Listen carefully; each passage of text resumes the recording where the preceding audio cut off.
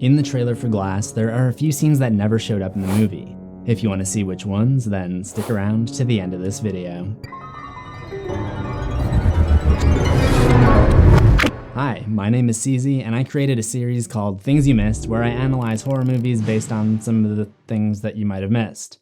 It's pretty self-explanatory. As a result of making these episodes, I end up scrubbing through the trailers a lot to find footage. So I ended up noticing that there are quite a few scenes in the trailers that weren't actually in the movie. I decided to look it up and see what info I could find on this cut content, and ended up stumbling on an interview titled M. Night Shyamalan reveals why his first cut of Glass was 3 hours and 20 minutes. That's crazy to me. I mean, to give you a better idea, the final runtime was 2 hours and 9 minutes. So over an hour of content was cut. Not all of that is going to be deleted scenes. Some of it is probably just tightening up existing scenes and removing a few of the 24 identities of the Horde, but still, that's a lot of footage left on the cutting room recycle bin. Here's what Shyamalan had to say in the interview. Tons of deleted scenes. I think in retrospect, this was the first time I was writing characters that I already knew, so I could write a lot.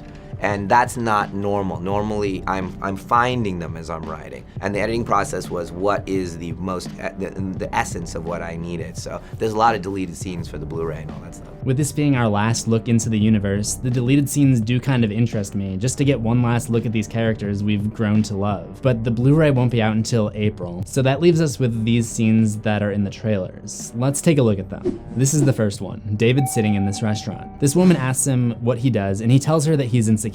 There's also a slot machine in the corner, and the TV is broadcasting the opening of Osaka Tower. I'd theorized that this was meant to be the opening scene. It picks up where David left off in Split, alone in a diner. Not literally the same diner, but symbolically picking up where we left off. And why was it cut? If you've seen Unbreakable, you already know who David is, and we find out about what happened to his wife in another scene, so showing him alone again would really just be redundant. Next, we've got this scene of David in his rain poncho throwing someone up on a wall. It looks like he's in some sort of tunnel, and from what I can tell, he's protecting a woman who's been attacked by this criminal. I think this is a purse right over here. And this probably takes place before the face-off with the Beast at the factory, and again, we already get a good idea of David's life of vigilante justice in this other scene. This scene may not have been needed. I do like the symbolic shot composition though, with the wall colors being yellow and purple, the colors of the Horde and Mr. Glass, and this fence in the foreground telling us that David is going to be locked in with these two enemies. In fact, it even has the same pattern as the window on the door to Mr. Glass's room. This next one takes place in the final battle sequence. It would seem that there's a moment where Joseph's wrist is injured at some point, and it looks like this might be after Casey goes to try to get Kevin to come into the light because she's not there on the steps with them. So there may have been a beat where the Beast hurts Joseph. I also wouldn't be surprised if the Black Clover Society was responsible, and I have to wonder if part of that hour of cut content was Joseph questioning if the superpowers were somehow hereditary.